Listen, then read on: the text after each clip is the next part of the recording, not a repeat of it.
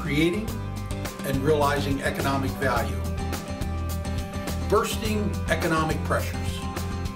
There should be no mystery that we live in some of the most challenging economic business times that most of us have ever experienced. In some situations, unfortunately, and hopefully not the norm, there are just some organizations that are taking advantage of these economic times and raising prices for no legitimate reason. There is another situation that there are many suppliers who have been shouldering the burden, absorbing many of those increasing costs and stabilizing cost to clients and consumers. These economic times make that increasingly more difficult to do since some of the escalation of supplier cost has been so great.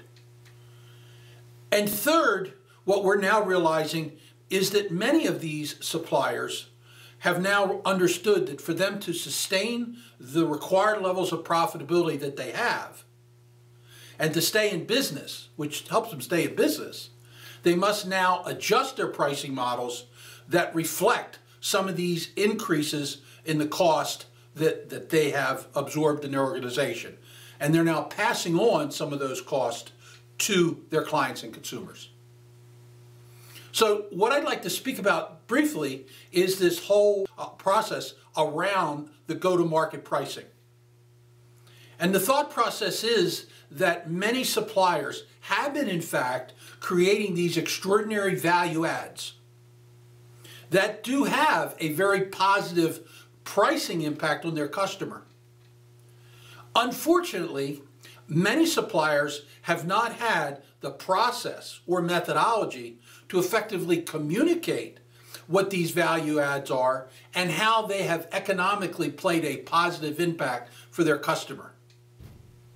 What is so important today is that suppliers link two pieces together, which is this value creation as well as innovation, and effectively communicate this to their suppliers so that the pricing, their go-to-market pricing, is more justified and better understood.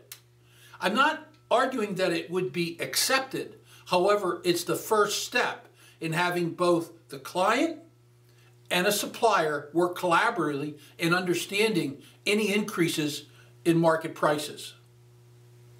So what we now need to focus on is there is a responsibility to suppliers in collaborating with clients to invent value, which usually will impact their customer in three ways: potentially cost reduction, cost avoidance, and potentially margin improvement for both them and their customer. And they have another responsibility is to drive the relationship around more innovation that should have an additional impact, especially in the area of potential cost savings, but also revenue increase. An example of this might be how a supplier may offer a client options in how to receive shipped goods.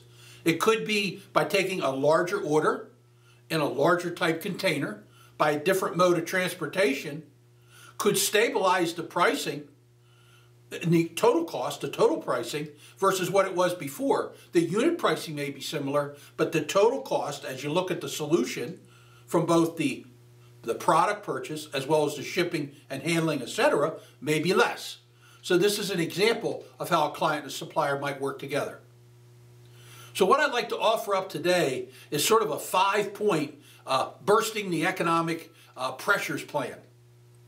The first point of the plan would be for a supplier and a client together is to create some form of a joint scorecard team approach focused on value creation and innovation. The second point of the plan is to then document, collaborate, and be transparent and logical when they're working together. The third is to adopt a methodology to help validate the financial impacts of the value creation as well as the innovation.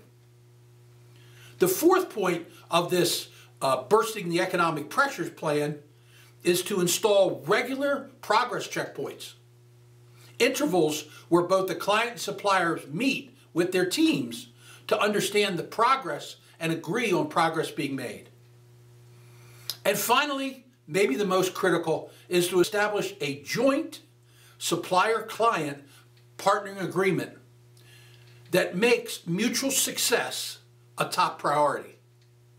It's not about just the client getting good pricing, and it's not just about a supplier making adequate profit. It now needs to be both parties working as one in this whole area of value creation and innovation, so that both organizations, both the client and supplier organization, can sustain their business model and reach the necessary goals and strategies and their vision that they both set out to accomplish. I'd like to thank you for sharing some time in this very important topic. And my challenge to you is to reach out to your clients and clients to reach out to your suppliers and begin this ongoing collaboration around value creation and innovation. Thank you.